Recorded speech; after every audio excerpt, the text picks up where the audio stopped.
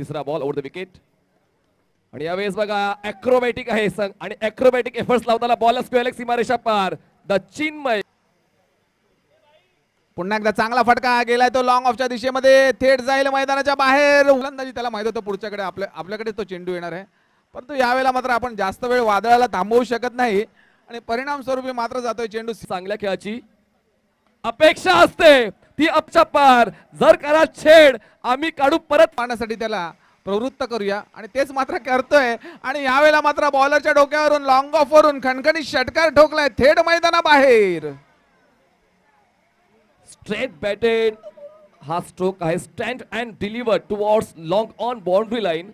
या 6 धावा वाढतायत आणि अजूनही वाघ आहे, मुंबईचा वाघ आहे चिन्मय कदम मैदान सचिव आहेत.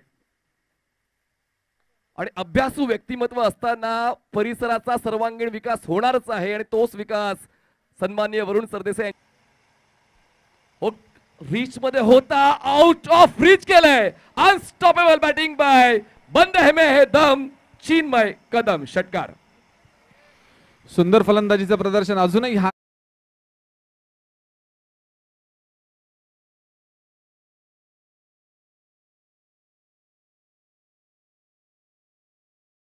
धावा. पुढचा बॉल अजून एक. मी नाही थांबणार, लांबच लांब मारणार. आजच्या दिवसातलं तिसरं अर्धशतक चिन्मय पूर्ण करतोय. पुत्ररत्न झालाय आणि दिवसातलं तिसरं अर्धशतक चिन्मयच्या नावावर. आणि आपलं हे त्यांनी अर्धशतक आपल्या जे आणि काय फलंदाजीचं प्रदर्शन, याची देही याची डोळा बघायला मिळाले आपल्याला.